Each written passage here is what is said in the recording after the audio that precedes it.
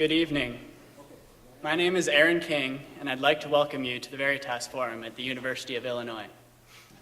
The Veritas Forum is an opportunity for the University of Illinois community to come together and explore life's hardest questions. The students and campus ministers who have planned this forum are inspired by the idea that Jesus Christ has something relevant to offer our university in its search for knowledge, truth, and significance. With that inspiration, we welcome those who bring other backgrounds, perspectives, and commitments to the table, and we honor all questions, just as we bring questions of our own. Our hope is that the Veritas Forum will not be just an academic exchange of ideas, but rather that it will come out of a real community earnestly exploring questions of real importance. We hope the event tonight will draw participants into real conversations, questions, discussions, stories, and friendships. Tonight's Veritas Forum at the University of Illinois is co-sponsored by the Housing Office, Diversity and Social Justice Education, Illinois Interfaith and Community Service Challenge, Student Affairs Programming Coordinating Council, and the School of Social Work. Funding is also provided by SORF and the Student Cultural Programming Fee. Additional sponsorship for tonight's forum is provided by All Souls Presbyterian Church, Axiom, Cru, Graduate Christian Fellowship, Hessel Park Church, iLife, Illini Chinese Christian Fellowship, Illini for Christ, International Students, Inc., InterVarsity, St. John's Catholic Newman Center, Twin City Bible Church, and the University Bible Fellowship. We are grateful for all the students, professors, community members, and alumni who helped create this forum. We have placed cards with your programs so you can sign up to take our 5-minute online survey about your experience at the Veritas Forum. We would love if everyone would fill out the survey, whatever your backgrounds or beliefs, because it helps us create forums that are relevant, thought-provoking, and engaging for our entire campus. We need your feedback to make next year even better than this one. So please take a few minutes to fill that out. You can return the cards in the baskets at each of the exits when you leave. Our moderator for this evening is Dr. Ned O'Gorman, who is an associate professor in the Department of Communication. Professor O'Gorman is a historian of communication and the Cold War.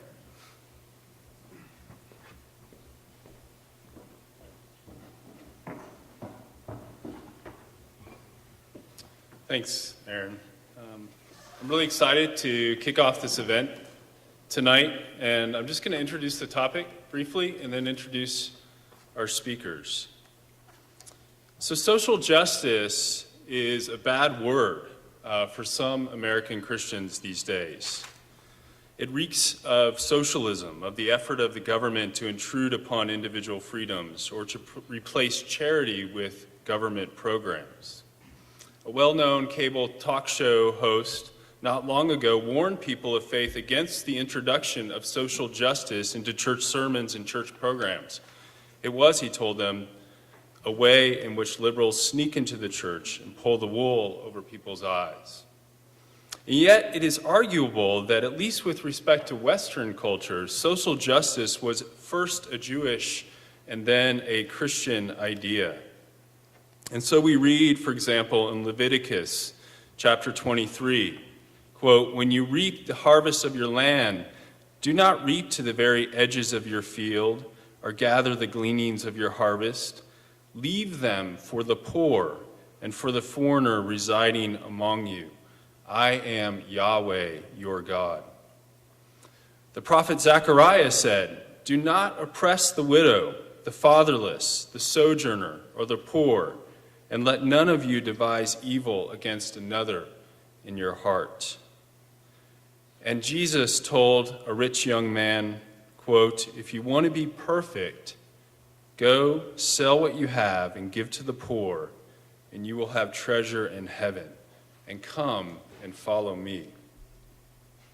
The letters of Paul in the New Testament make clear that such commands were not meant to be simply personal words to live by, though they were that. They were for the church, the Christian community, the koinonia, a social organism meant to go out into the world and change it together for the better. But even if it is true that social justice was a notion born out of the Judeo-Christian tradition, this does not mean that people of faith exclusively own it. Social justice is an idea that has rocked the world, and its advocates have come in all shapes and sizes from various faiths and non-faiths. Atheists, theists, pantheists, and agnostics alike have claimed for themselves the cause of social justice. The question before us tonight is a relationship between faith, especially the Christian faith, and social justice.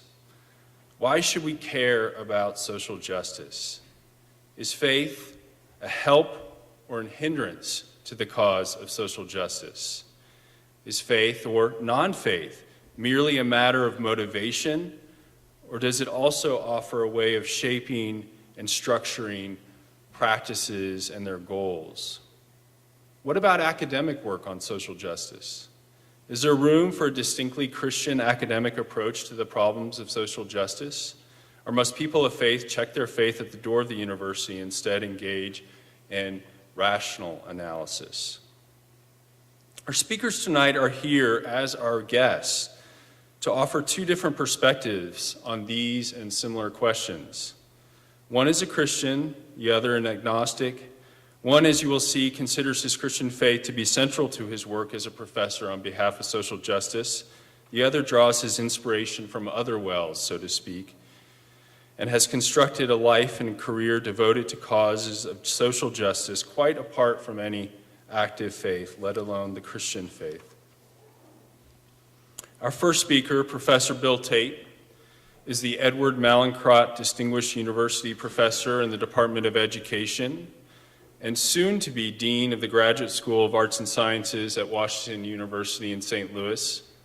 His research focuses on youth and education, especially in urban communities, where he has worked to understand the factors that shape student success in math and science, as well as the keys to overall social development of young people in urban communities. Our second speaker, Professor Chris Larrison, is an associate professor in the School of Social Work here at the University of Illinois. His research focuses on community-based agencies that seek to help people deal with challenges like mental illness or poverty. He's interested in what might make those agencies more effective for the people who call upon them, and how the agencies themselves function in terms of institutional culture and climate. His work has been featured on the publicized to-read lists of major organizations like the U.S. Department of Housing and Urban Development, the U.S. Government Accounting Office, and the World Bank. So we're going to start with Professor Tate, and then we're going to hear from Dr. Larrison back to back, and each will speak about 20 minutes. And then we'll have a time of question and answer, during which time you will be able to text, and the text numbers at the bottom of your brochure there, in questions, or we also will have note cards that will be passed about if you want to write a question down and then pass it in. We'll try to get to as many questions as we can. For now, though, welcome with me both of our guests tonight, Dr. Tate and Dr. Larrison.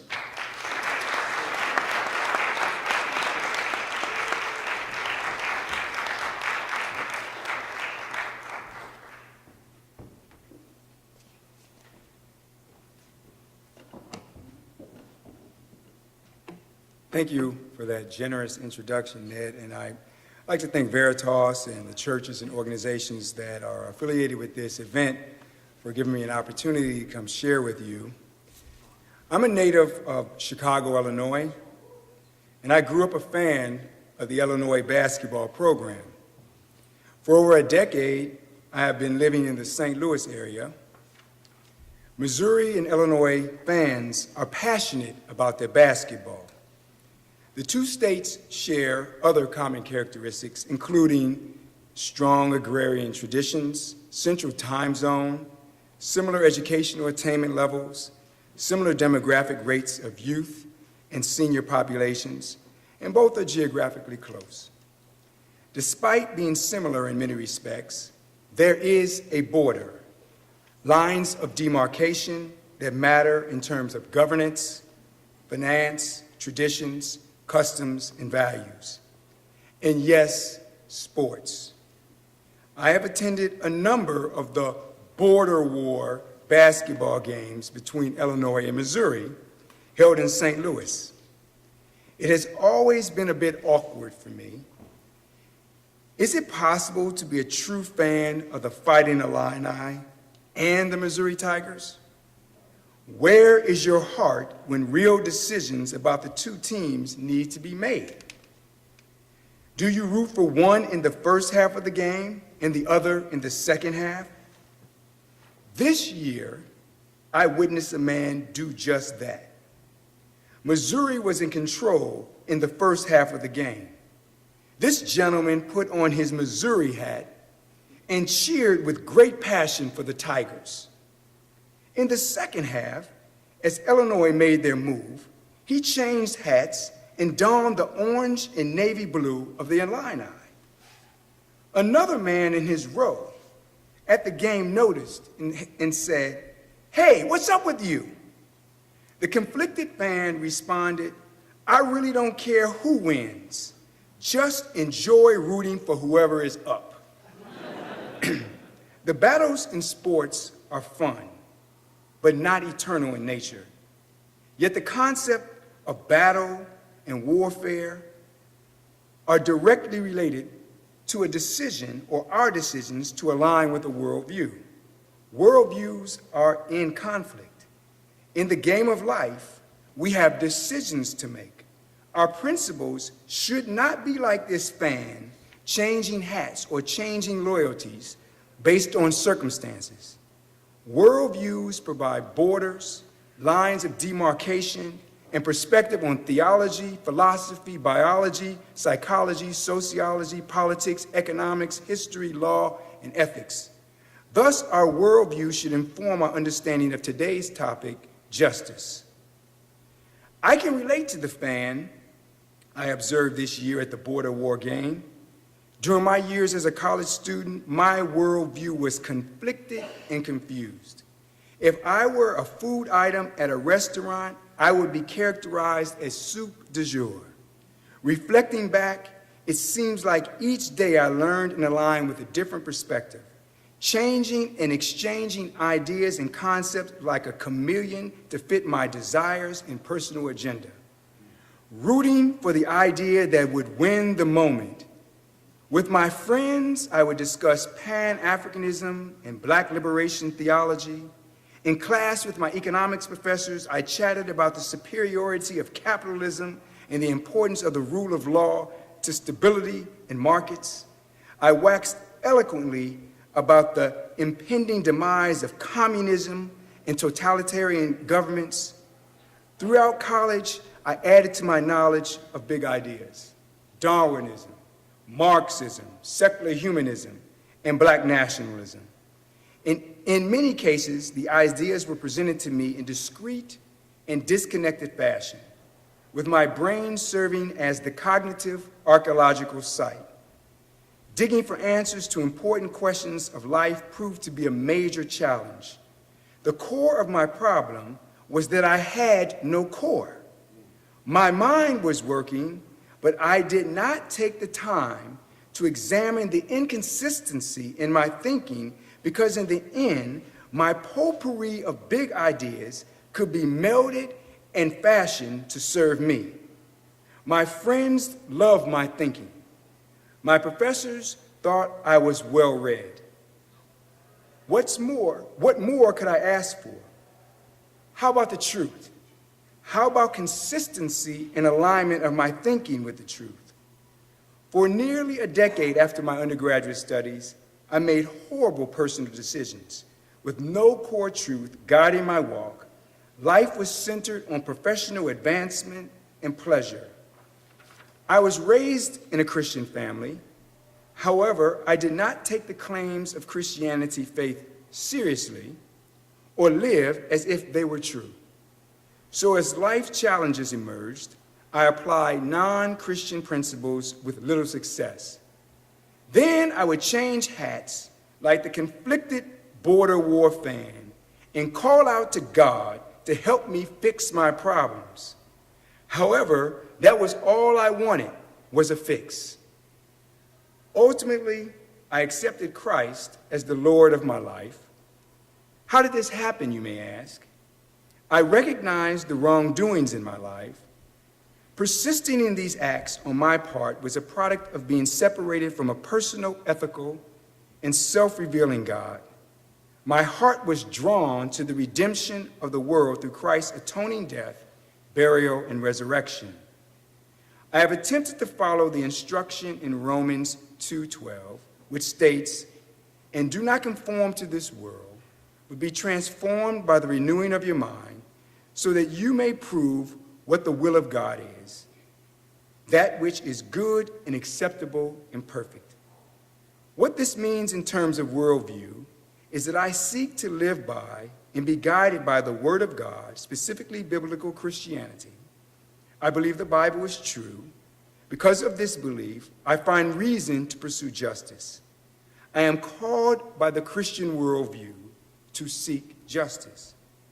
The Old Testament has a clear theme of God's concern for justice.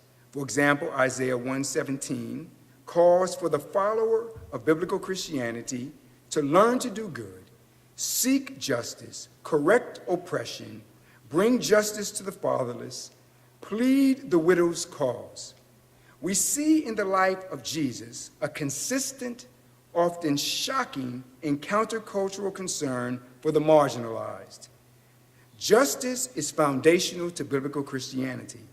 As such, I am called to seek justice. I was charged to speak about how my faith and worldview influence my views on the practice of justice. In essence, how does my faith influence my day-to-day living as far as the matter of justice? Since the focus here is on my academic research, I will attend to this aspect of my life. I am a professor.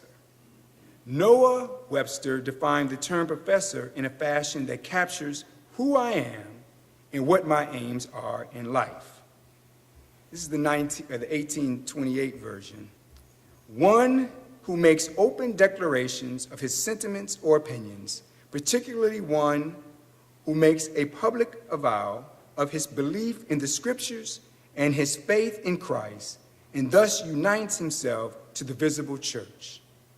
Two, one that publicly teaches any science or branch of learning, particularly an officer in a university, college, or other seminary whose business is to read lectures or instruct students in a particular branch, as a professor of theology or mathematics.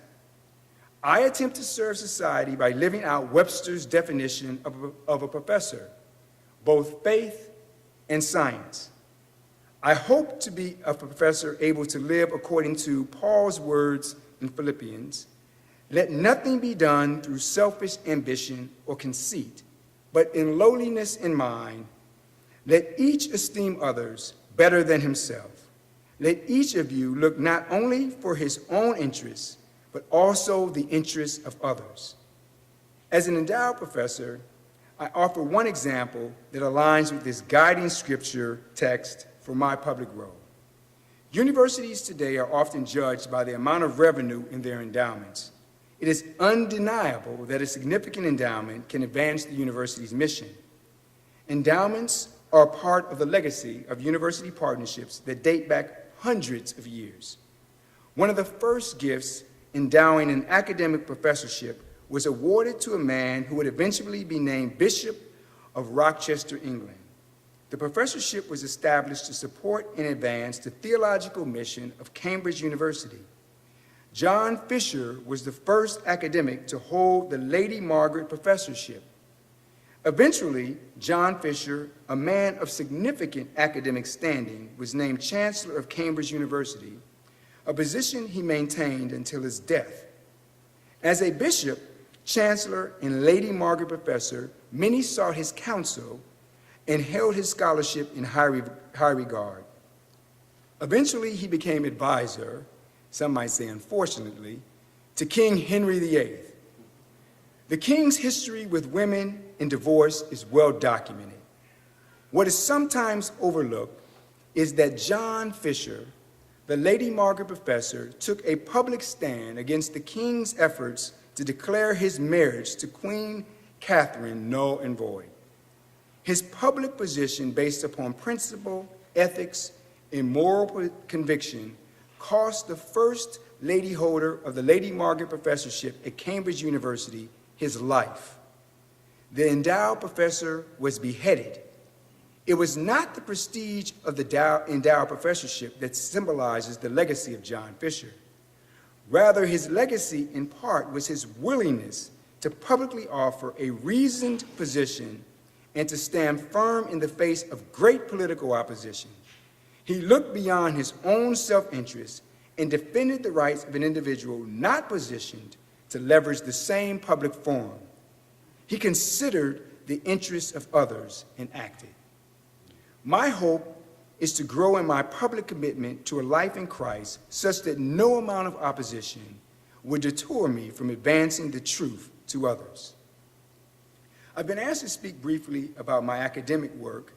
In order to be succinct, I offer one example of how the Bible has helped me think about the relationship between my academic work and justice. There is an exchange between Jesus and a lawyer in Luke 10, 25 through 29, that informs my academic project. The text states, "And then a certain lawyer arose to try him, saying, 'Teacher, what am I to do to inherit everlasting life?' Jesus said to him, 'What is written in the law? How do you read it?'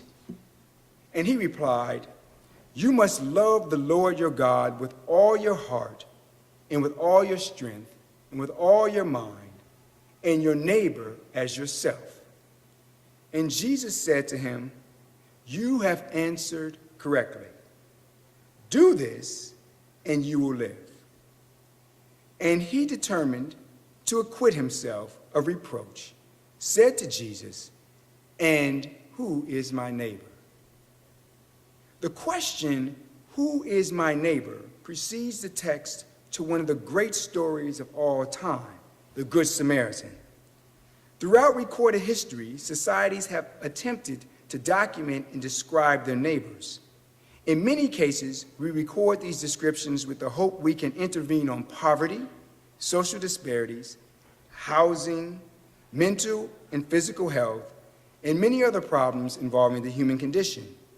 Psychology, sociology, economics, epidemiology, political science, and many other disciplines are involved with informing society about their neighbors. The focus of my research and teaching has been on the political economy of urban education in STEM fields. So I'm going to deviate from this text and describe very briefly one example. So who is my neighbor in Metro St. Louis? Let me begin because I'm from Washington University, and you're not considered legitimate at Washington University unless you have what? A theory. So briefly and succinctly, the theory is as such. We all live in community with one another, and most people in communities attend our schools and our informal education opportunities. Those who do well feed back into the community positive outcomes, and those who do not do well bring negative outcomes both to schools and communities. That's pretty well established. If you have a negative outcome, generally speaking, you're associated with social costs. The government has to intervene. They call it prison, welfare, etc. I don't have my glasses on, so if I make sure, is this the negative sign? Yeah. Is that the positive sign? No. Negative, good. I can't see a thing, so I'm going on memory, all right? And so these are our negative outcomes related to when folks are in a community, they don't do well in school, they drop out, and they come back as a cost to our community. That's a very bad function. Things aren't good there. When you're in school and things go well, you have lots of positive school and non-school factors that work well. You end up at places like the University of Illinois and Washington University. And you can contribute to society in a couple of ways. Number one, your social capital goes into the workforce, and it ends up with lots of positive benefits in terms of family support, tax revenue, et cetera. You are a plus in our community. You add money, jobs, et cetera, and the cycle continues. The dilemma is this part is extremely hard to intervene on, the negative cycle. And it's where most of us spend our time of thinking about how we're going to help people who find themselves in ultimately what ends up to be a cycle of poverty and, unfortunately, generally negative contribution to community. So I live in a city that is one of the most fragmented politically in the United States. It's, I believe, let me go back. I believe it's the third most fragmented behind Pittsburgh and Minneapolis, St. Paul. Fragmentation is a function of segregation. So the more fragmented a community is politically, the more municipalities that exist in a metro area, the more likely you have experienced segregation. These cities, in particular St. Louis, would be considered hyper-segregated in terms of on the racial front and on the poverty front, which has implications, obviously, for the negative side of the theory I have, but we'll go on. So every community that I know of has something they want to become. In St. Louis Metro, we want to be the biotechnology hub of the world. Plant science, biotechnology, bioengineering are extremely important. So in the work I'm doing with colleagues, we realized that, and we asked questions, what opportunity do people indigenous to Central and Metro St. Louis have in terms of participating in biotechnology? If the community says they want to become something, are the people in the community actually, are they going to have access to attaining that particular aim? And so, to that end, it did not make sense to us to look at St. Louis from the perspective of the municipalities, but to rather organize our thinking about that landmass based upon where the biotechnology companies are. So there is a technique for my GIS friends or geographic information system friends called nearest neighborhood index, and we mapped on all the biotechnology companies in the area and created new, what I would call regions based upon the clustering of the companies. This statistical technique tells us that the companies are clustered, they're not randomly placed. That should not be shocking to you. Companies do not do things randomly. They actually build based upon where highways are, where other companies are of similar backgrounds.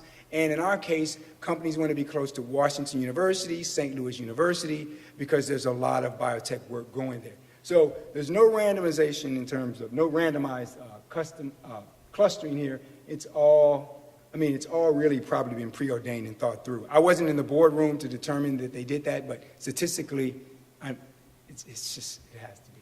So here's how we now have organized our thinking about our neighbors. We based it upon where the clusters of companies are. For time's sake, I'm going to keep going. You see the sort of oval shapes, and those are our new clusters with names. And so now I can begin putting all kinds of characteristics about our community in the context of these new clusters. One thing we could do is we could look at where are the people who have earned undergraduate degrees. And if you look at it, there's a western migration. The darker color is a greater intensity of undergraduate degrees. So the further west you go, this is East St. Louis, this is your Illinois boundary, East St. Louis is here. The further west you go, the greater the concentration of undergraduate degrees. That's quite telling because many of the companies are further to the east, but folks are living out with undergraduate degrees are west. There's a suburban white flight. Basically, in the work we've done, it's pretty documented in St. Louis. Let me go back. Then we look at where poverty is in terms of students. It's not surprising. This is the St. Louis public school area. They have a high concentration of poverty. I can't read the numbers here. Does that say 68? 66% at least are in schools. It's just, let's be frank, that number is just a break point in GIS. It's like 90% of the schools are free and reduced lunch in the city of St. Louis. And as you go further west, that poverty rate decreases. This says something about potential opportunities to participate in biotechnology. It's not that I don't think that poor kids could actually get there, But it's clear that right now we have an attainment difference in where the companies are and what the backgrounds of the individuals are. I'm going the wrong way. And then we look at income, which also will tell us a little bit about the opportunities the individuals will have. It's not surprising you have a Western migration of higher incomes. The further away from the center city you go, the higher the incomes become. Now, this is the important slide. Actually, I could have started here, some background. In the state, because of accountability requirements, in about 2000 began offering science testing. This is a 10th grade science testing. In the region, the performance is not very strong overall, but what is, you'll notice again is a Western migration in this part of the area, which is Clayton, Ladue, et cetera. They perform very, very well on the state science test. So that tells me who actually might be able to participate in the biotechnology opportunity. When you look in the Central City, 10th grade, those aren't really good scores. So, you know, what do you need to get into the University of Illinois on the ACT? 28, 29, 30. You're not going to get there with that kind of science score, okay? And so we continue. This, and I use the year 2002 for a reason. 4 years later, the state of Missouri decided that they were going to have an amendment put on the state ballot that called for funding of stem cell research, and the funding was to help incubate new companies in the clusters that I delineated for you. Now, let me give you some background briefly in the time I have. The actual amendment, when analyzed in terms of the reading level, was the equivalent of a Harvard Law Review article. That was on the ballot given to citizens. Now, I have given you a bit of information about who has undergraduate degrees in the Metro St. Louis area, and actually the science attainment level in 2002. So 4 years later, almost all of those students are now able to vote. And unless you think they're underperforming relative to their peers, in the United States in 2002, no other class of students in the history of this country had more access to math and science than those students did in 2002, and we continue to accelerate their access. So their parents actually may know less than the kids. And the amendment is written at the equivalent of a Harvard Law Review article in Missouri. I'm not going to spend my time talking about stem cell research. That could be for another Veritas forum.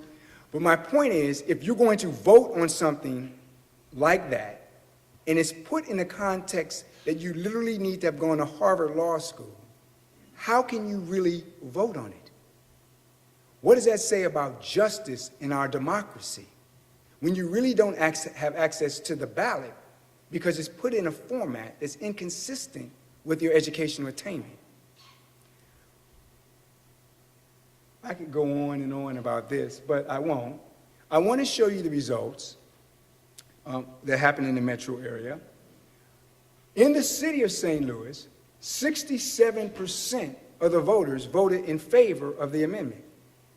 And the further west you went, the lower are the percentage of voting. This is striking to me from a justice perspective.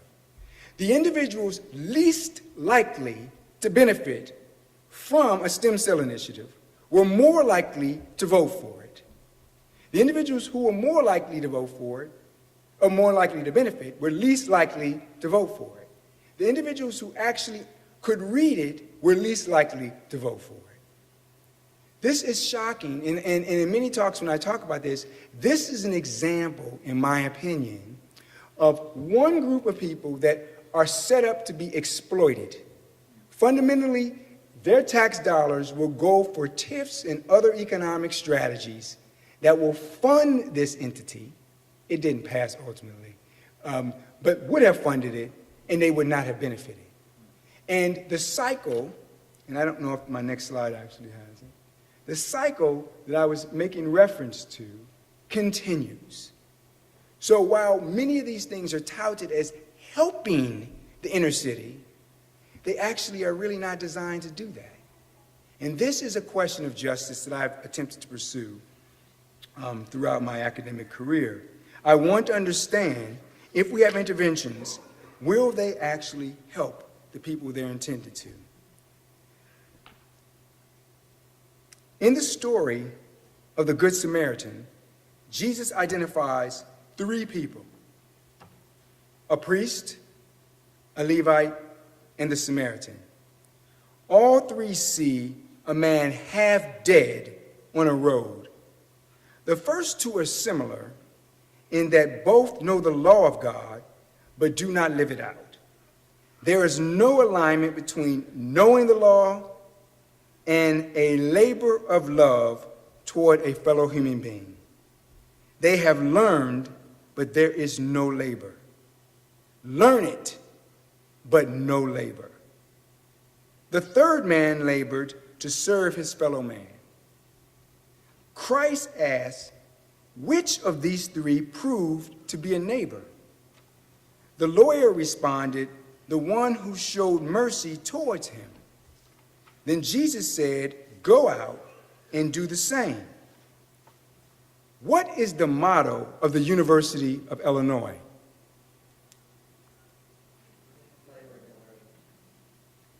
Learning and labor? Many of you are part of this institution's tradition. I urge each of you to better understand the worldview guiding your life. Learn what is the fundamental basis of your desire to care for the poor and oppressed. Understand my point. I am not saying people who don't have the core of Christian faith can't care for the oppressed, but there are plenty of philosophies in the history of thought that haven't cared. I can't make the assumption that the call to care for others is universal or has a basis that can be common between different worldviews. So seek out the best worldview foundation for concern for justice, learning. Then go show mercy to your neighbor, labor. Thank you.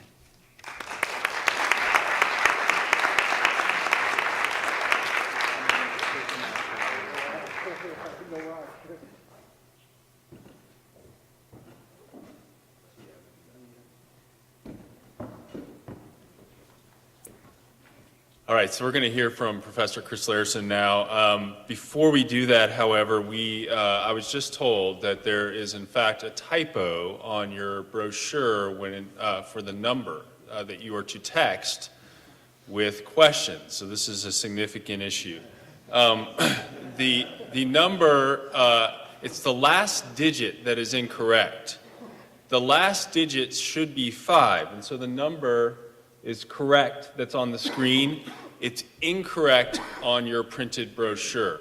Again, it's that last digit, the 5, that's the key difference here. Am I right about that, Tim?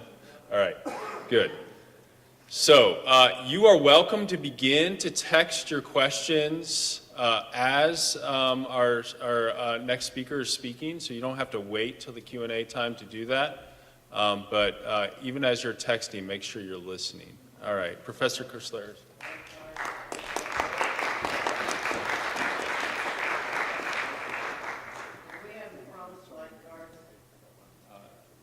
We'll get, they're over here.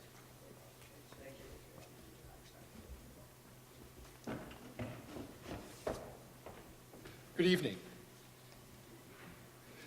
Thank you very much for inviting me to come talk.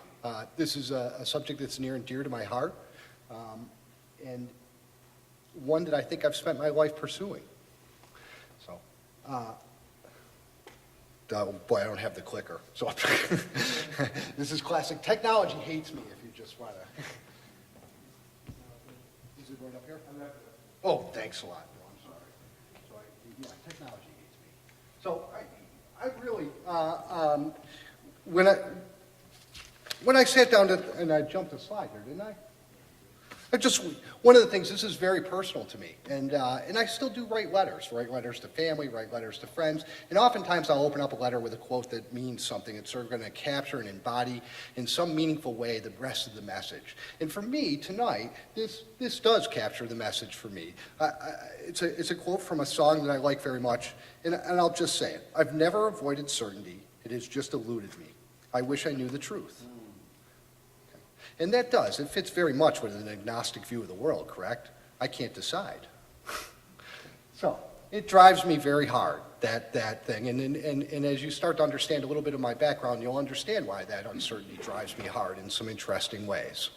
So just to give you a sense of my worldview a little bit, I view myself as really working from four basic core concepts that structure the way I see the world and the way that I see that we ought to approach the world, at least the way I should approach the world, maybe.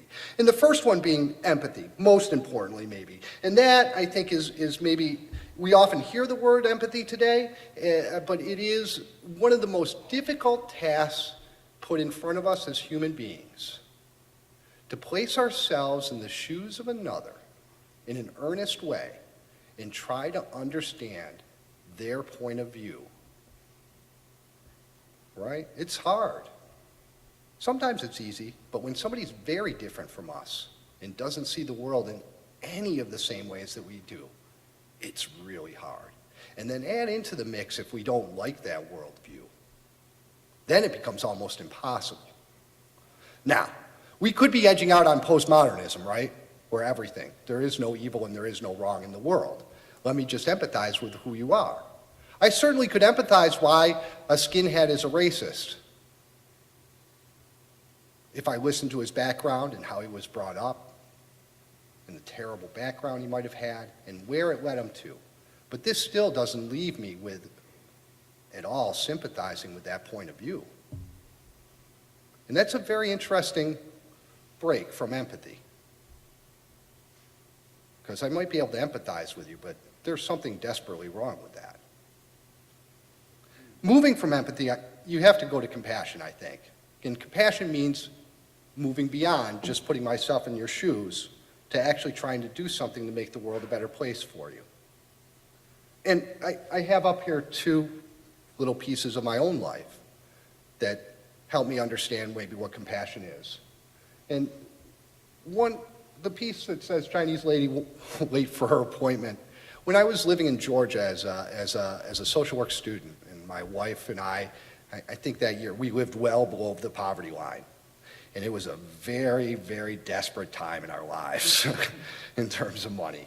And I had gotten a contracting job as a PhD student to go out to a very rural setting at a Department of Family and Children's Services and help them with their evaluations.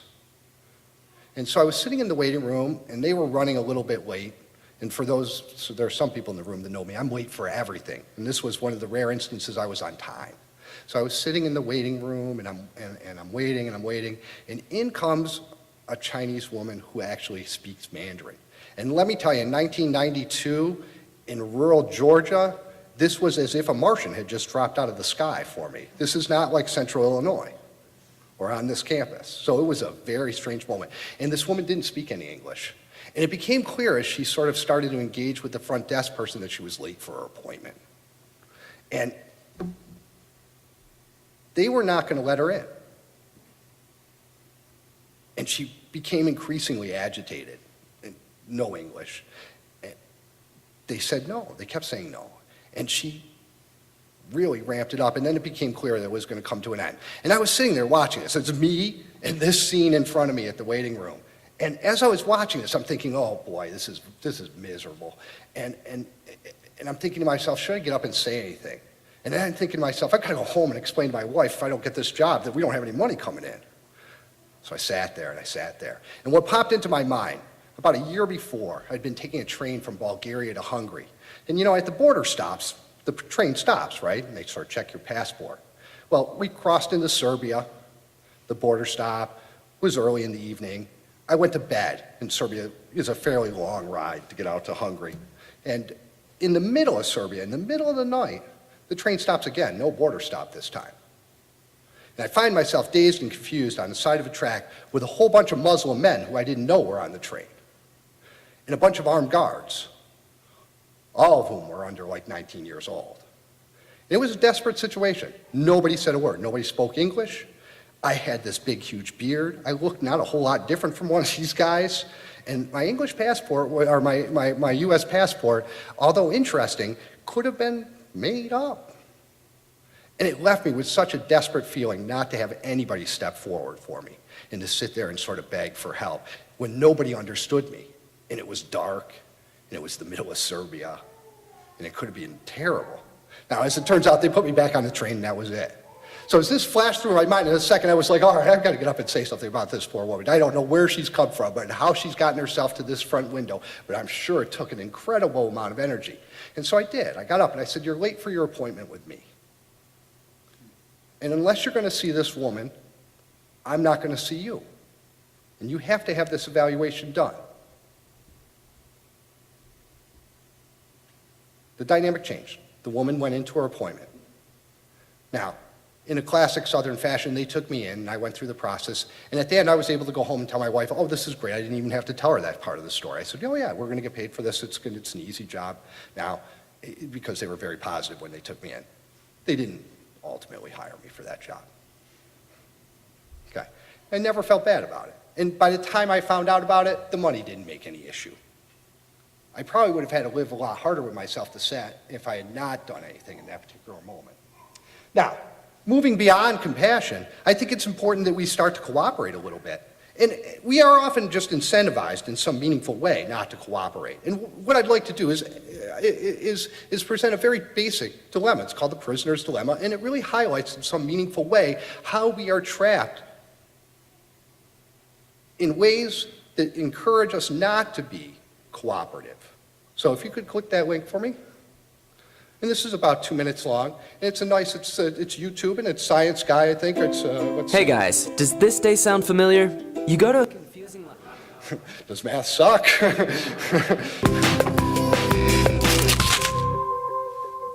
The prisoner's dilemma has been studied for over 60 years for its insights into political, military, and economic affairs. It tells us that even when the best case scenario is clear, rational individuals, acting in their own self-interest, can bring about the worst case scenario. Let's see how it works. Imagine two criminals, we'll call them Xavier and Yoshi, who robbed a bank. They got caught. As a prosecutor, I don't have enough evidence to convict them, so I need a confession. I separate the two, then offer each a deal. I tell Xavier, if you confess and turn Yoshi in, I'll let you go free. But if you don't confess and he turns you in, you'll take the fall and get 10 years in jail. Xavier, being a bright bank robber, wonders what happens if they both turn on each other. In that case, Mr. X, each of you will go to prison for 8 years. And if we both stay silent, Xavier asks, I can still get you on a lesser charge, a month each for weapons possession. I walk across the hall and offer Yoshi the exact same deal. I even tell him that I'm repeating the offer I made to Xavier. Here's the catch. Xavier and Yoshi can't coordinate with one another. If they could, they would certainly cooperate and keep their mouths shut, accepting a month in jail against the prospect of a decade. But taken in isolation, the rational bank robber will turn his partner in. Consider it from Yoshi's point of view. He's thinking, either Xavier will cooperate and keep his mouth shut, or he'll defect and he'll turn me in. If he cooperates and I cooperate too, we get the best overall outcome, a month each in jail. Yet that still sends me to jail. If I defect, I get off scot-free. On the other hand, he could defect and confess what we've done. If that happens and I stay silent, I get 10 years in jail. If I defect as well, I get only 8 years. So no matter what Xavier does, Yoshi is better defecting and turning his partner in. Xavier, of course, is going through the exact same scenario in his head and coming to the conclusion that no matter what Yoshi does, he should defect and turn him in. Here's the mischievous pickle I put them in. The best case scenario is clear. They should both stay silent. But rational considerations will lead both to turn the other one in, leading to a worst case scenario. The classic real-life example is nuclear deterrence. It's better to cooperate and avoid the risk and expense of maintaining giant nuclear stockpiles. But logic has led us to a world with thousands of weapons at the ready. For Scientific American's Instant Egghead, I'm Michael Moyer. So cooperation is incredibly important, and we are often incentivized, as in the prisoner dilemma, not to cooperate, right? The best possible outcome is to defect. You don't go to jail at all. And that's often the case that happens, particularly if there is the bottom piece, this opportunity, which is the last part that I think is important here. And really, opportunity means to create an environment that allows for social justice to occur. And I think that that comes about through communication. And thinking about the prisoner's dilemma in particular, right? Every time, if you communicate, why wouldn't you cooperate? There's no upside to not cooperating. Okay. So those basic concepts, core concepts, really define in some meaningful way my worldview and then drive me as I pursue social justice in some meaningful way. I keep waiting for somebody else to do the slide. So, where do I get this from? Inevitably, right, our families play significant roles in who we are.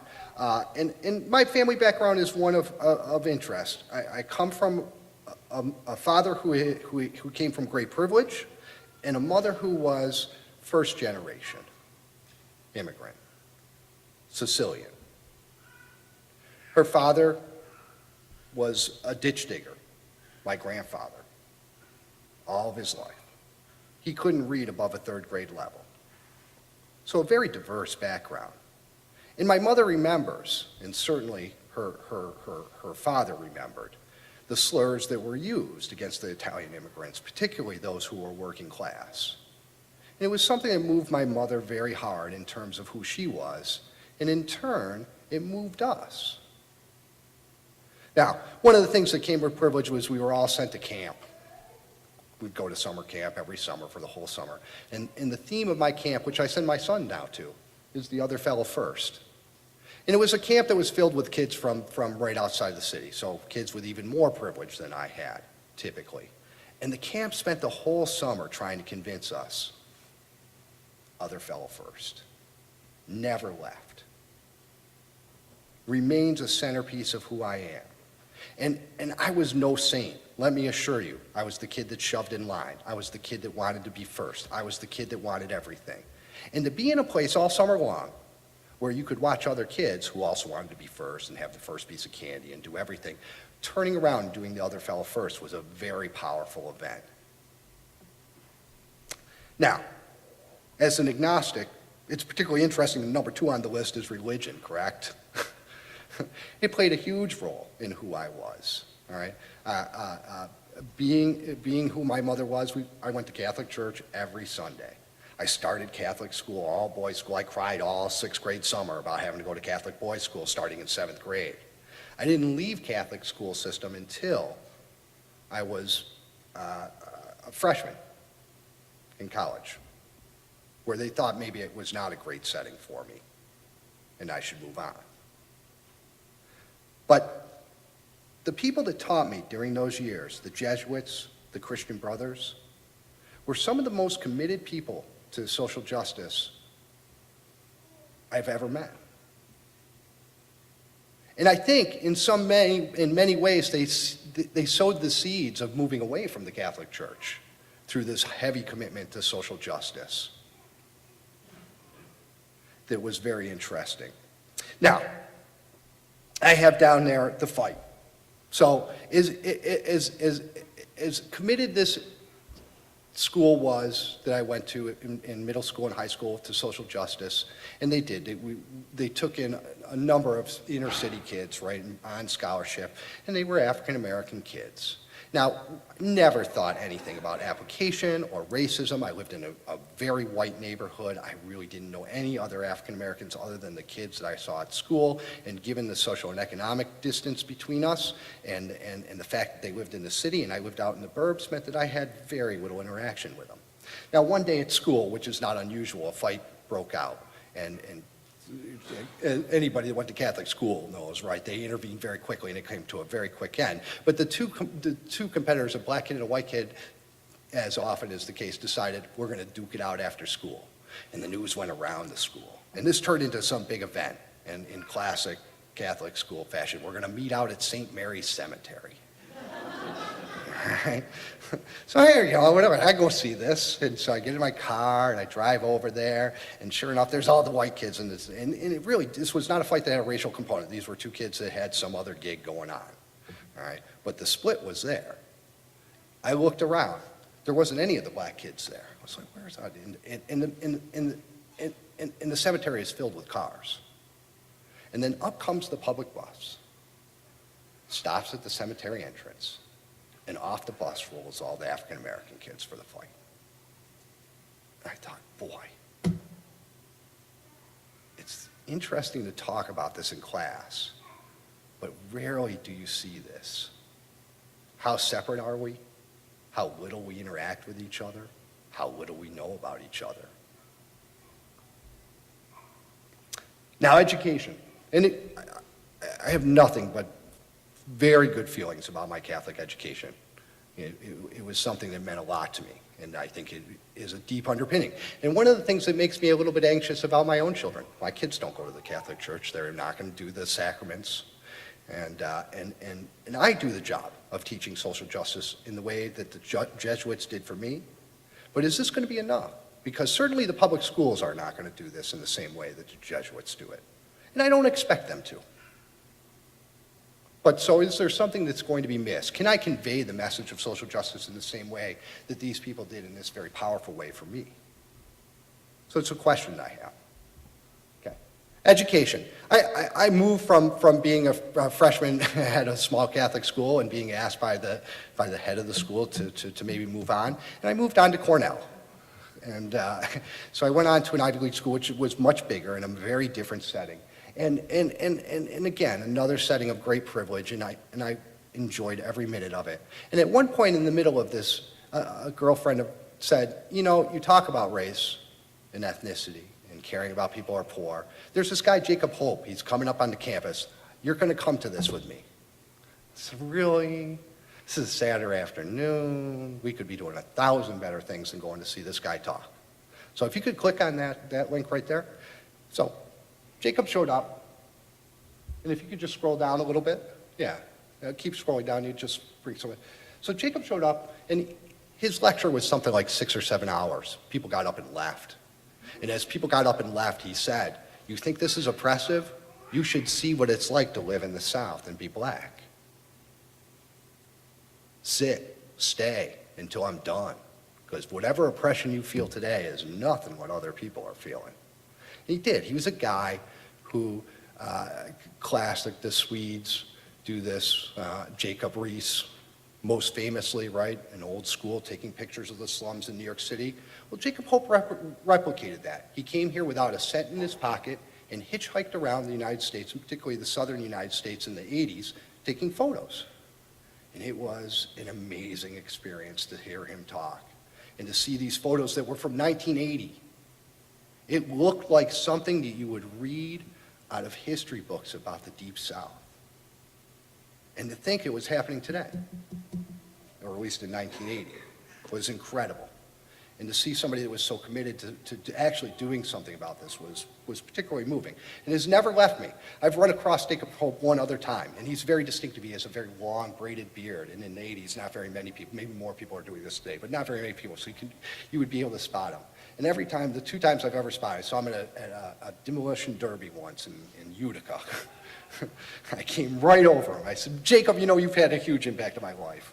And he's a very shy guy. But it is something, his photos are incredibly moving. I encourage you to go look at it. His book is called American Pictures. Along with that education really comes my social work education. And in social work, in many ways, we are a profession that is meant to reach out to the oppressed of the world and to seek social justice with them. And as a result, we have an inner debate that is very interesting, has gone on since 1915. So if we go back to the slide, it's gone on since in 1950, social workers asked, are we a profession or are we a calling? Because who typically works with the poor? 1915. Was there a large professional social welfare system in state? No, it was the religious organizations. Fleckner's conclusion in 1915 was, no, you're not really a profession. You may become one in the future, but primarily you're a calling. And when you ask today, if you ask somebody that's about 10 years older than me in social work, what did you do? A man. Ask a man before. 10 years, maybe in his late 50s, mid 60s. What did you do before social work? A lot of times you'll hear they were in the seminary. So social work opened up a way to pursue social justice, and particularly feminism opened up a way for men to pursue social justice beyond traditional religious organizations. Finally, my profession itself has been filled with more than one can imagine in some ways, with instances of injustice. All day long in social work, you often are dealing with injustice that there's little you can do about. And I have up here the counseling session. When I was a therapist in Georgia, I had an African-American couple come in. I'd just been married myself. I had no kids. This was a middle-aged couple. They came into my office because I was up on the waiting list, and they were up on the waiting list. They came in because their son had shot somebody in a holdup, and he was going to jail for the rest of his life. And the thing that was important to this particular couple was they were upper middle class, and they were having to sit with a white guy in this counseling session who they perceived, and maybe rightly so, would think that their kid was some stereotypical inner city thug. And that isn't what happened. They were trying to mourn the loss of the child that they had poured their lives into. And the distance between us was something I could never get. It was one of the most, 3 sessions. The man's pastor made him come back. They spent 3 sessions yelling at me. And I sat and listened, and I tried desperately to explain that I could try to understand their point of view. But it was really just another reminder, much like St. Mary's Cemetery, of this gap that existed between me and somebody else.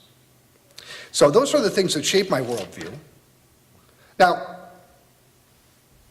in terms of all these concepts, right? Most of the major religions cover them in some significant way. Empathy, compassion, cooperation, providing opportunity. These are not unusual messages in organized religion.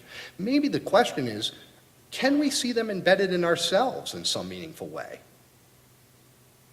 And what I'd like to do is listen to a couple minutes of Radiolab about some brain imaging that sort of shows that it actually is. And so I'll start with the first part of the experiment and explain it, and then we'll draw it up because the second part, the other person can explain better. So if you ask people, and you put them in a neuroimaging machine, and you ask people, you give them a dilemma. You say to them, you're up on a bridge. In front of you is a lever. Down below you are 4 men working on a railroad track. An oncoming train is coming towards them. If you throw that switch, the train will go off the track to another track and run over somebody else, one person, and save the 4 on the track. Now, when you ask this question in the neuroimager, the brain is very clear. A calculating part of your brain says 4 to 1, throw the switch. Throwing the switch doesn't require you to do much of anything, right? You're just throwing a switch. When you change the dynamic and you say to somebody, well, you can save those 4 people if you push this guy off the bridge. So now you have to do something. Another part of the brain lights up. Your inner chimp, your most basic part of you, and says, no, that's wrong. There's no calculation that offsets that. So there really are parts of the brain that are engaged in our both trying to calculate what's right and very basic instincts about right. So if we open this up, can you open up this clip and take us out to the 22nd minute? Now, they then proceeded to ask the classic MASH question. This is Clara from Manassas, Virginia. Radiolab is supported by Plume, publisher of Jeff Bridges and Bernie Glassman's The Dude and the Zen Master. Two longtime friends take on the importance of doing good in a difficult world. Available wherever books are sold. You are listening to Radiolab. Hi, I'm Robert Krulwich. And I'm Jad Abumrad. This is Radiolab. In this hour, we're going to examine a sense of moral. Take us out. And so I'll open this up. So you have that very basic one where you have two sides of the brain that light up, either the calculating one or the very basic part of the brain that's trying to answer this moral question. Well, they made the story more complex. Has anybody ever seen the last episode of MASH? The last episode of MASH. Oh my God! Oh my God! Can you pause that for a second? So in the last episode of MASH, somebody smothers their baby to save the rest. All right, this becomes a much more difficult moral question. Would you smother your own baby to save a whole village and yourself? And your choices are either smothering your baby or you and the baby and the village are going to be discovered anyways and everybody's going to be killed. Difficult. So when you look at the brain, you pose that question to him, right? You have your inner chimp, your most basic thing that told you don't push that guy off the bridge. And you have the calculating part of your brain that's saying 1 to 4, 1 to 4, 1 to 4, right? Now they're saying 1 to the whole village, 1 to the whole village. And the basic part of the brain saying, kill my baby? So let's listen to what they see.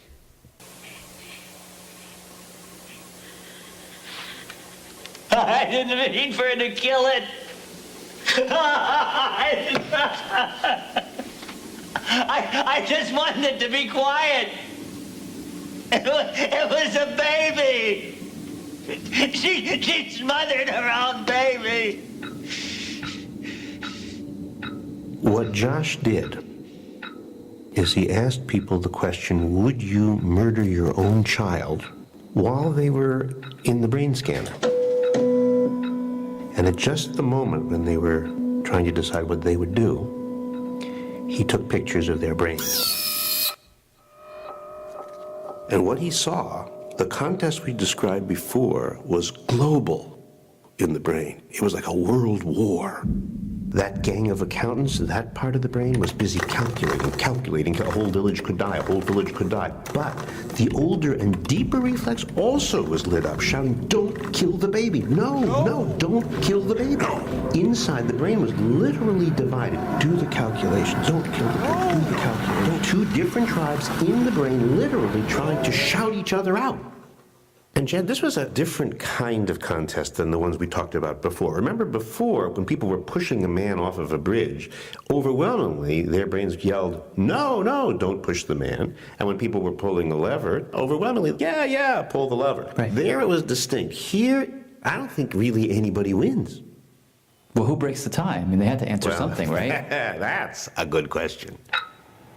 And now, is there what happens? Is it just two cries that fight each other out, or is there a judge? Well, that's an interesting question, and that's one of the things that we're looking at. When you are in this moment with parts of your brain contesting, there are two brain regions. These two areas here, towards the front. Right behind your eyebrows, left and right. Yeah, keep playing, right out to 26 there. That light up. And this is particular to us. He showed me a slide. It's those sort of areas that are very highly developed in humans as compared to other species. So when we have a problem that we need to deliberate over, the light, the front of the brain, this is above my eyebrow, sort of? Yeah, right about there. And there's two of them, one on the left and one on the right. Bilateral. And they are the things that monkeys don't have as much of that we have. Certainly these parts of the brain are more highly developed in humans. So looking at these two flashes of light at the front of a human brain, you could say we are looking at what makes us special. That's a fair statement. A human being wrestling with a problem. That's what that is. Yeah, where it's both emotional, but there's also a sort of a rational attempt to sort of sort through those emotions. Those are the cases that are showing more activity in that area. So in those cases, when these dots above our eyebrows become active, what are they doing? Well, he doesn't know for sure, but what he found is in these close contests, whenever those nodes are very, very active, it appears that the calculating section of the brain gets a bit of a boost, and the visceral inner chimp section of the brain is kind of muffled. No! The people who chose to kill their children, who made what is essentially a logical decision over and over, those subjects had brighter glows in these two areas and longer glows in these two areas. So there is a definite association between these two dots above the eyebrow and the power of the logical brain over the inner chimp or the visceral brain. Well, that's the hypothesis. So it's going to take a lot of more research to sort of tease apart what these different parts of the brain are doing, or if some of these are just sort of activated in an incidental kind of way. I mean, we really don't know. This is all very new. And how many people chose to kill their baby? About half. Okay, Wow. you can pause it here. That's not bad. What do you mean it's not? So he says it's not bad because he's thinking, oh boy, the village is saved, right? That's the logical. But when you can start to see these things in the brain, you have to wonder, are some of these morals embedded in us in some meaningful way? Right? Rather than just taught to us. So, just to wrap this up a little bit, I don't have a specific research project to present you, but I'll tell you a little bit about what I've done as quickly as I possibly can because you've been very patient. So, for my work life, I've done things like working with 6 to 11-year-olds who have been psychiatrically hospitalized in Passaic, New Jersey. Now, if you know anything about mental health work, to be 6 to 11 years old and to be psychiatrically hospitalized means that you have some very significant problems. Most of these kids were Latino. This was one of my first jobs out of college. I loved this job. Every day going in to work with these kids was something special. I went from there, I was up in Vermont, I created wraparound services for some of the most difficult kids. This was a Robert Wood Johnson project. Wraparound is now a very common event and a very popular event. When I did it, it was one of the first sites that did it in the nation. And these were kids, the first 2 kids I brought back, one kid was a kid that liked to mutilate animals and molest others. And another kid liked to set fires. So very, very difficult kids. Even these kids were kids I remember fondly in some meaningful way. It was not hard to empathize with how they got to their place and how cruelly they were going to be treated for the rest of their lives and how mean they might be to others as well. I've partnered with a number of communities over mental health services in general in an attempt to provide better services for both African Americans and Latinos. And one of the most interesting jobs I ever had in Georgia was somebody found my name and decided that I might be good enough to sit with people who were exiting out of very long hospital settings for developmental disabilities out into community settings. And these were incredibly tense meetings where families and service providers were at odds with each other over an adult who had never been out of a hospital and may have an IQ of a 40. In terms of my own research and what do I do today, my dissertation was in Mexico where I looked at subsistent farming villages and helped them work through a way to better improve both education and health as well as agricultural outcomes for them. I've spent a number of years studying federal welfare poverty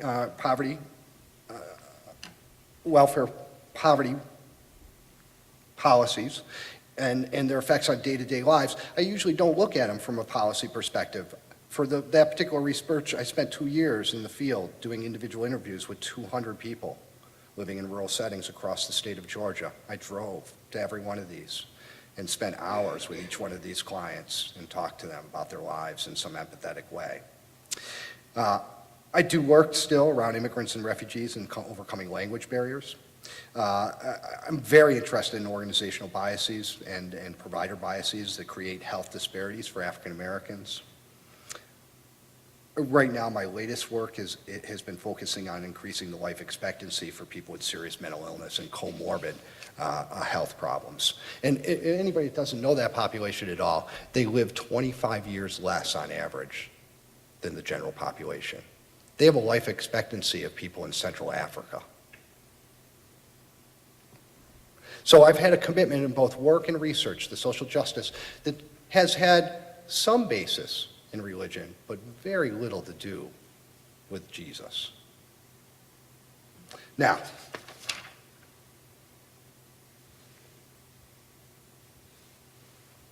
why should you care?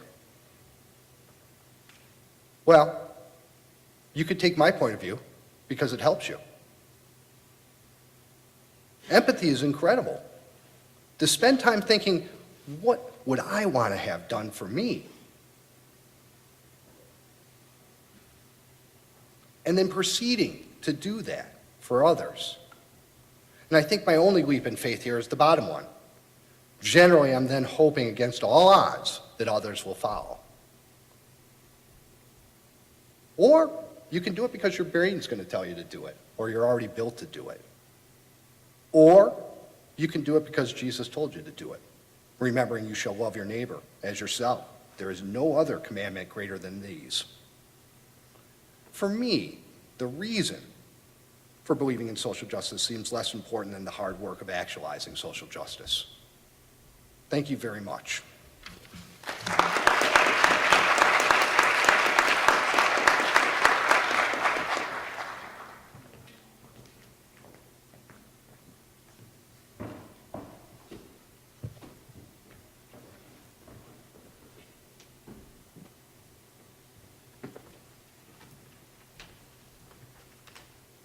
All right,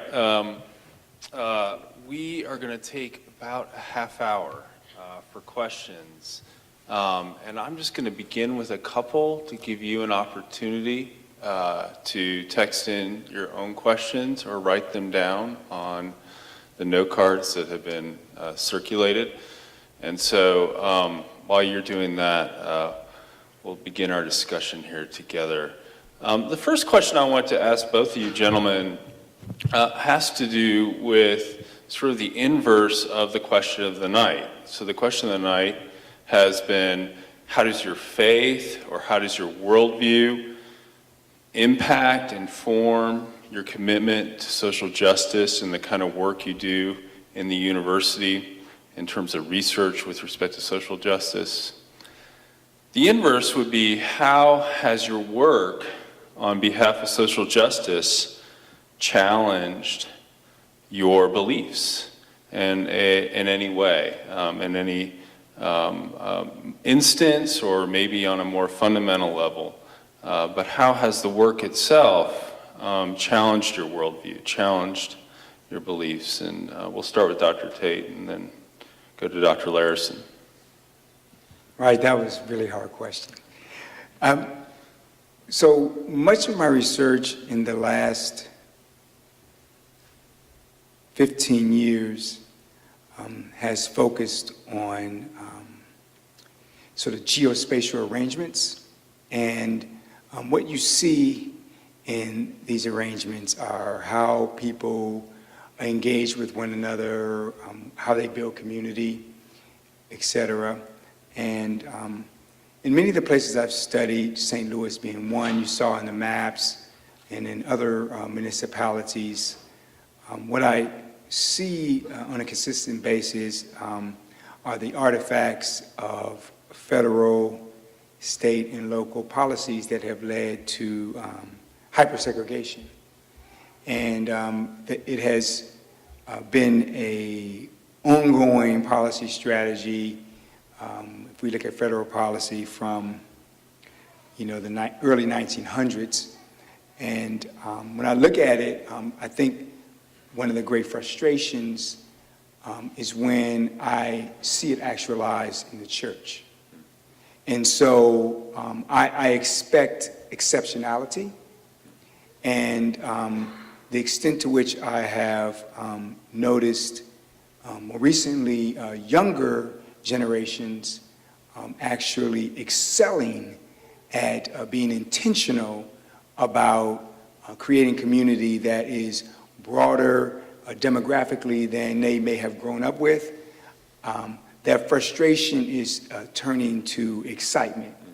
I still hold out hope for those who have been enculturated in prior generations, but I am extremely excited about the younger generation and what they're doing in the context of church and breaking down barriers across all kinds of groups. And so it's both frustration and excitement at the same time. Professor Larrison? Yeah, I feel like I don't win very often. You know, when you go out to do some of the work that I do, very few moments are like the moment that I had in that office with that Chinese woman. That's the exception. It seems like defeat is the norm of the day. Disparities for African Americans, and particularly African American men living in rural settings who have serious mental illness, remain in place. No matter how hard I charge at it, no matter how angry I am at meetings about it, no matter how much research I do about it, it seems to move very little. And I guess that's my frustration. But it's not a frustration that's unfamiliar, I don't think. You know, to be engaged in any social justice, one can only well imagine what the days of Mother Teresa were like, and how that was a day that might have been filled with defeat. But she never really viewed it that way, I don't think. The engagement itself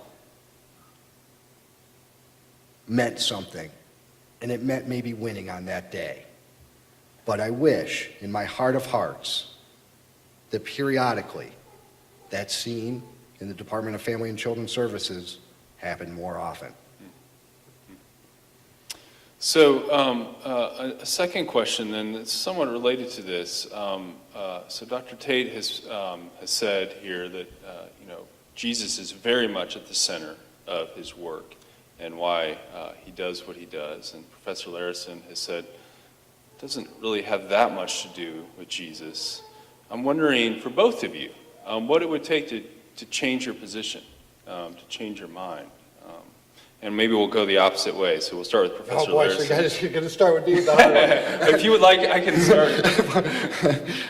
So, you know, I thought a lot about this question because this really threw me off. That idea of going back, it's very difficult, right? And from a standpoint of anybody that's a Catholic out there, Pope Francis is really appealing. You know, that drawback, it's almost seductive. He's talking social justice. All right. So it's been interesting to think a lot about this question of what would it take me to draw back. And I thought maybe that's not the best question, or maybe that's not quite the right question. And maybe the question ought to be that and the reason, first of all, that the likelihood of me suddenly believing in God, I honestly believe I would have to have a Saul to Paul conversion. That God himself or herself would have to come out of the sky and speak to me in that kind of direct manner. And being the humble individual that I am, that seems highly unlikely. So given that that's probably not going to happen, maybe the better question is, you know, if I did, if for some reason I had a conversion, would all of a sudden the way I view social justice change in some meaningful way? And I thought about this long and hard. And my answer to myself was, not really. And I took something hard. So let's take gay marriage.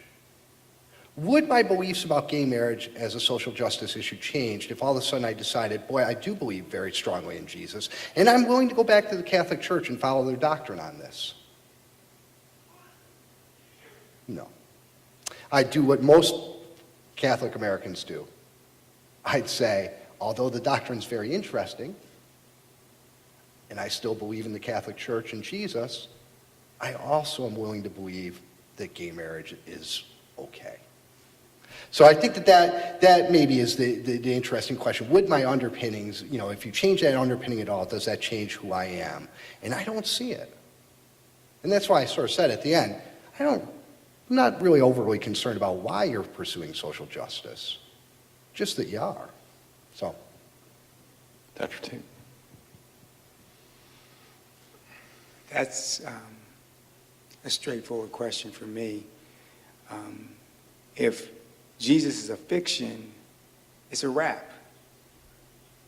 I mean, if this wasn't real, if there wasn't an evidentiary base that linked us to his life and sacrifice, teachings, then there would be no sense in me talking like this. So in some way to be convinced that it was a pure fiction would be what it would take. Correct. Yeah. All right. So we're going to start to field questions now from the audience. And the way this is working, it's very high tech, and this is a little odd for me. But you are texting. The texts are being received over here. And then the questions are being written out in a Google Doc and wired to me and put on my lap. And so, so that's how this works. So if it seems like I'm struggling to articulate the question, it's because I am struggling to articulate the question. Text does not typically translate very well into conversation.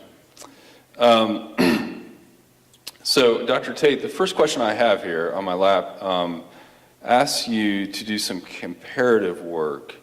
The question is, can you compare your worldview to a different worldview? And then to show how Christianity is the normative guide in social justice. So if I try to reflect on that question a little bit, I think part of what is being asked here is something along the lines of, is Christianity necessary to a vision for social justice? And, or are there other worldviews that could supply an approach to social justice? So how much time do we have? 30 seconds. Okay. You know, I teach a class, Sociology of Ed. I generally describe to my students 3 worldviews. There's a biblical Christianity. You have secular humanism, which is predominant, in my opinion, in what is articulated in most of social sciences. And you have, if you've had any kind of course on Western civilization, you have a Marxist perspective that would clearly be part of what you would learn in Western Civ. So I don't know how much detail they want me to get into in terms of this, but secular humanism is obviously dominated by in terms of its theology, it is a religion, in my opinion. It's a religion that believes in, you know, sort of the empirical, the material, and the like. And but it's almost a faith in that that we can guide and generate enough information, empirical data, to help us to some utopia of some sort. Many of us are influenced by this. I mean, I'm obviously influenced by it because I'm a social scientist, and while my questions are predominantly about who is my neighbor and why I'm still trying to operate out of a biblical Christianity perspective, most certainly the empirical aspects and the tools we use were created by secular humanist scientists. But my point is, there is a difference. The secular humanist perspective does literally look for the material empirical evidence to bear, whereas biblical Christianity, while the material is important, while evidence is important, there is a faith element that does not exist necessarily in the secular humanist perspective. Secular humanism is a worldview in that there is a perspective on biology, which is largely associated with Darwinism and evolutionary thought, and that evolutionary perspective is then applied in psychology. So if you read a psychology study, you had the brain scan study up, or we heard it. I mean, they might conclude that this is how the brain has evolved over time, building off a Darwinian theory, and it translates all the way through anything that I call theologies, biology, psychology, sociology, and the like in this evolutionary thought. Is predominant. Biology is a strong influence on secular humanist thought, in my opinion. How many did they tell me I had to go through? Do I have to go through Marx? No, you don't. I would just, so it's very strong here because in the scientific world, there are very few strong paradigms left. So evolution that drives biology remains an incredibly strong paradigm that has almost a theological or religious theme. Right. I mean, people believe in it as it's a faith as well. Because they can't see some of the things, but but I don't really want to go there right now, but. No, I mean, you definitely don't want to be the biologist that shows up today and says, I don't believe in evolution. That would not work well, I don't No, believe. you wouldn't go to tenure here. Not at the University of Illinois, I don't think so. But, and then the other was a question about normative, could you? Well, I think it was a part of the same question, but it again had to come back to, is Christianity necessary to a view towards social justice? Is it integral to? Sure. I tried to conclude my remarks by saying that it is feasible to have a perspective on the world that would allow you to examine issues of justice outside of a Christian perspective. I do believe that is the case. However, I also tried to point out that it's not to be assumed that whatever perspective you have gravitated to has attended to matters of justice, and you need to be very careful about what you latch on to, because you may latch on to something that's very much in opposition to any notions of justice, even those that you laid out in your empathy, compassion, and the like. There are many perspectives that really that is not the case. They are inwardly focused about you and your own advancement individually. It's like making yourself better, and it's not really about others around you per se. And I think those have sort of a New Ageist kind of feel, and many of those don't. They don't necessarily have to deal with a justice perspective. Okay. So I think you need to be really careful. Okay. Learning and labor, right? Right. All right, and there's another question here that relates to the learning and labor theme, but I have a question here for Professor Larrison that is put really bluntly, but I like blunt questions. and I'll read it as it's stated, but if I think the kind of spirit behind it is maybe not as blunt as the question sounds. So the question simply is, would you push the man? Would you kill the baby? Would you pull the lever? But I think the spirit of the question has to do with, I mean, you presented us with some very, very difficult sort of ethical dilemmas, right? And they're, these, as you said yourself, I mean, you described them as sort of universal part of the human condition. I mean, that we face these kinds of ethical dilemmas. They seem to be strongly linked to our brains and to biology and these kinds of things. But maybe the question behind the question here is just for you to elaborate a little bit on how the perspective you presented us with tonight might help us work through such ethical dilemmas. In addition to empathy and compassion and cooperation, but actually to kind of work our way through those kinds of profound ethical dilemmas, since you gave us several of them tonight. My stomach was churning at points. And it's great, the two talkers on Radiolab, one of them has a kid, the one that decides there's no way I'm ever going to smother my kid, and the other one doesn't have a kid, and he's the one that says, I feel good about the 50% that said that they were going to smother the kid. And it's funny, they do a follow-up show, I don't know, a year later when the other guy has a kid now, and he asked him, so now you have a kid, would you smother the baby? And he still says yes. So I think that these ethical dilemmas don't have an answer, and some ethical dilemmas don't. And that may be at the heart of maybe all problems with a worldview, is that they don't answer all questions in some meaningful way. But it does seem like, as you look at this kind of evidence, that there is something within us that tries to answer them and to try to balance out the calculating part of us and the very visceral part of us that responds to things in an emotional way. In terms of the very blunt question, would I push the guy off the bridge? I wouldn't do that one. I don't know if I could be brave enough to push the guy off the bridge to save the four. I think that my inner chimp, my very visceral part of me, would prevent me from doing that, and I perceive that very strongly. I don't know about the baby. I have two kids who I love dearly. and that seems like a very different question. My hope, much like the last speaker that it would be, is that maybe my calculating part does come forward, and that maybe the moral question is to do something terrible, or what seems terrible.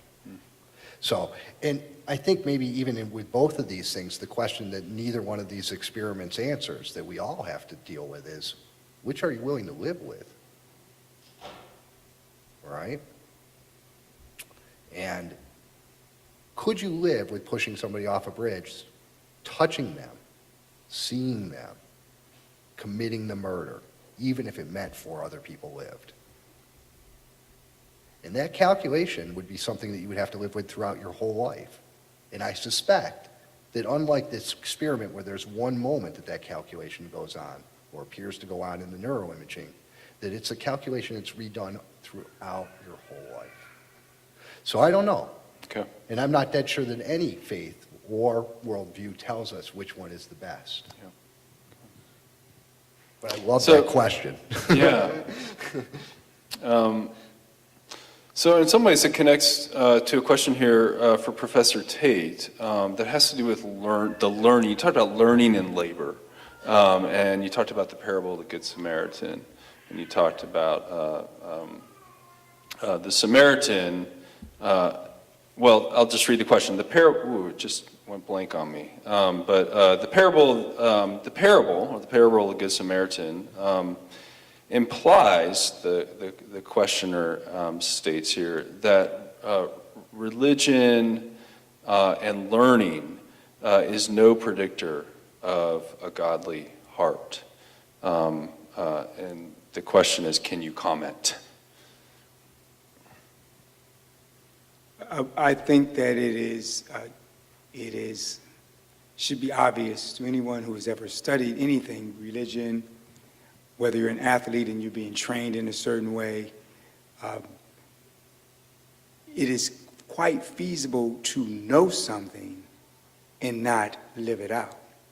And so I think that is absolutely on point. And but I don't want to come across as if not, I mean, knowing is an important step. Saturating your mind and building a rich understanding, in my opinion, of the scriptures is more likely to lead to you accidentally finding them and then living them out. So it's really yes, it's feasible to know and not do, but what I would encourage people to do is to learn and attempt to apply. Just like we would an athlete, I can teach you how to dribble. You might forget how to do it in the game, but we see that all the time. I've been watching Illinois basketball, but it's feasible that you have learned something, but you don't apply it rightly or in the right context, etc. And so I believe knowledge is extremely important, and I do not want to minimize it, but I think that's a great question, and they're absolutely on point with that. Okay. Question for Professor Larrison, and then we have a couple that seem to be more general ones for both of you gentlemen, so we'll get to those here in a second. But the question for Professor Larrison is this: is there a moral obligation to pursue social justice? If so, where does it come from? That's the question. So moral is a loaded word. It implies, it comes close to implying something religious in some way. Do we have an imperative to do the things that I laid out? Empathy, compassion, cooperation, opportunity. I think it's not really an obligation. I think we're built towards this. I think it's who we are as human beings. I think when we're given the opportunity, we do pursue those lines, regardless of who or what is driving you to get there. And I would argue that pieces like the imaging piece are going to take us to a place where maybe we start to see and understand what the biological basis is for these things and these behaviors.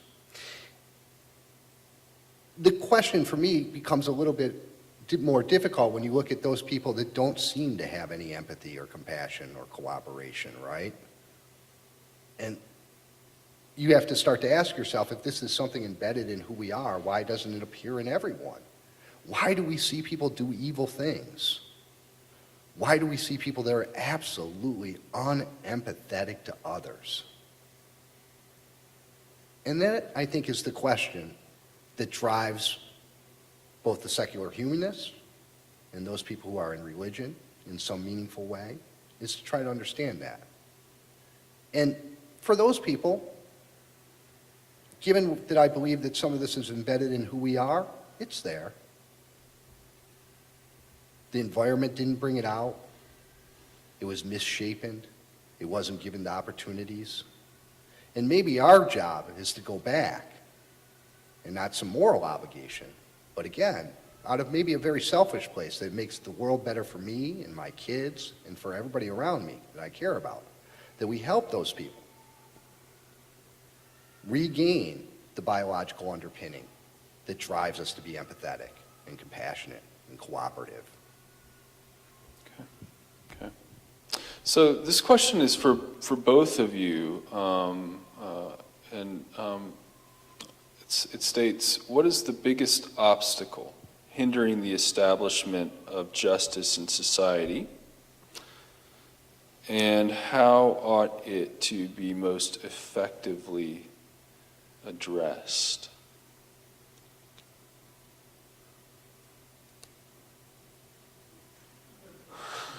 Stumper, whoever wrote that. Maybe we could think of a major obstacle.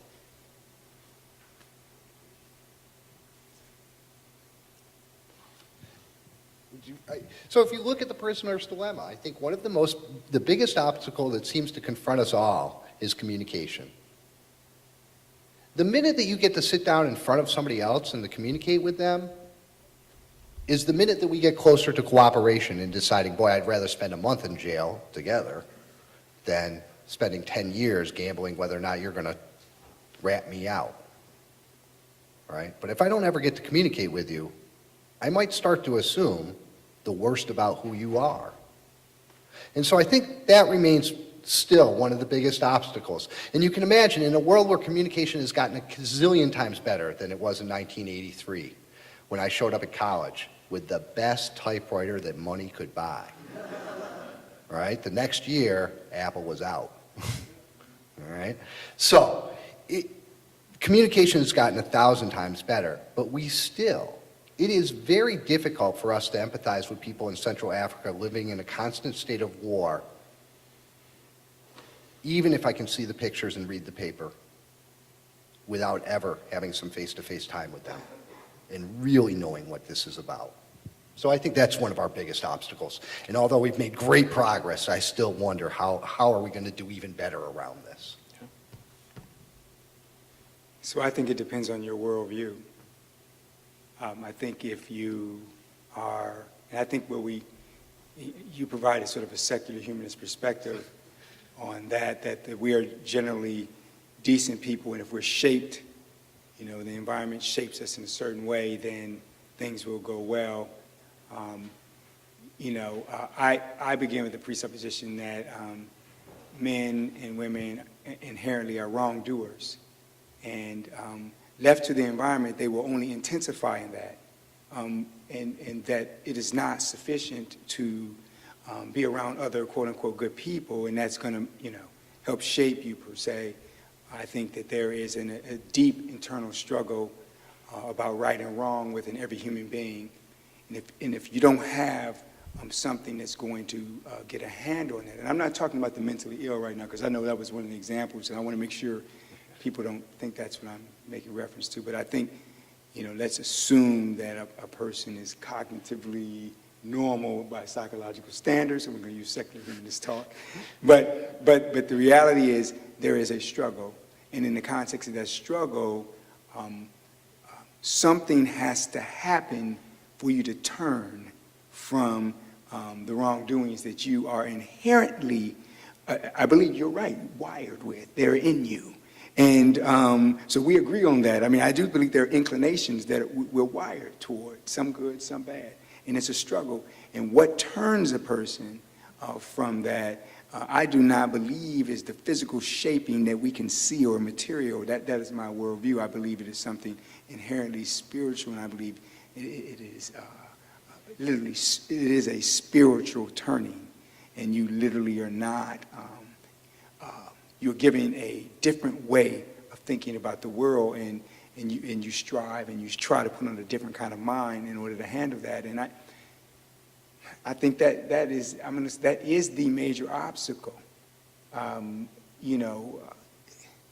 Absent that, I'm not confident that we're going to see the kind of justice that people may be aspiring to in any domain of society. There has to be some acceptance of your insufficiency to do right and the need for something much greater to bring you to a sufficient state of towards things that are good. And without that, I just don't believe that it will change. Well, it's 8:50, and we were to go to 8:30. However, I would like to give both of our guests just a couple minutes each to say anything else you want to say as we come to a close tonight. So, Professor Larrison, why don't you get us started here? I'll just thank you very much. This has been, and Bill, thank you. This has been an incredible conversation. Ned, thank you very much. This really has been. It's, I think more of these conversations need to happen. I think that they bring us all to a place that we start to think a little bit more about social justice in some meaningful way and how to apply it in our lives and how to even make meaning out of that, right? So, it's been an enlightening experience, and I really appreciate all the questions as well as both the questions from Ned and the presentation from Bill. I think I go home thinking more tonight about my worldview. So when I first became a professor, I was involved in math education. I never would have imagined an opportunity to come to a major research university such as the University of Illinois and to actually be having a conversation with a colleague about justice and a worldview and God or not, and just to actually be able to do that is so unique, and it's unfortunate to me that in American education you have to have a special forum put on by an external body to actually do that, because these places used to be where we had those conversations all the time. And it's just my hope that this doesn't become a special kind of interaction. It becomes the norm in American universities again. All right. Well, I want to give us an opportunity here to thank both of our speakers with some applause. But before we do that, you have been given a card, a kind of questionnaire survey card, and we would very much like for you to fill that out as it would help with the planning of future events. And I can't recall if there's something else I was supposed to say. That's it? Okay. So let's thank both of our guests.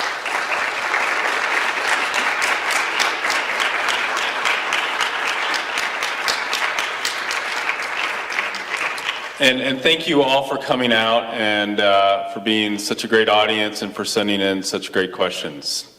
Have a good night.